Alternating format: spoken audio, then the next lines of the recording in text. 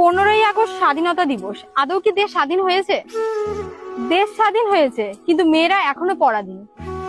শুধুমাত্র মেয়েরাই কেন একা কোথাও যেতে পারে না? একটা মেয়েকে কোথাও যাওয়ার আগে কেন 10 বার ভাবতে হয়? কেন সবার কাছে পারমিশন নিতে হয়? একটা মেয়ের কোনো কারণে রাত হয়ে গেলে সে বাড়িতে ফিরতে একা কেন ভয় পায়? একটা মেয়ে রাস্তা দিয়ে হেঁটে গেলে কেন লোকে টোন টিটকারি মারে? কেন 8 মাসের বাচ্চা থেকে শুরু করে 80 বছরের মহিলা পর্যন্ত অত্যাচার সহ্য করে?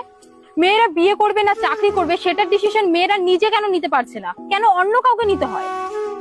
মেয়েরা কত অব্দি পড়াশোনা করবে সেটার ডিসিশনও কেন অন্য কেউ নেয়, কেন মেয়েরা নিজে নিতে পারে না?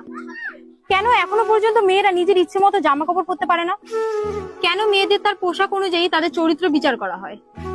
তাহলে তোমরাই বলো বন্ধুরা, দেশ কি এখনো স্বাধীন? হ্যাঁ স্বাধীন, কিন্তু মেয়েরা এখনো পরাধীন রয়ে গেছে। যদি মনে হয় যে আমি কথাগুলো ঠিক বলছি, তাহলে ভারতের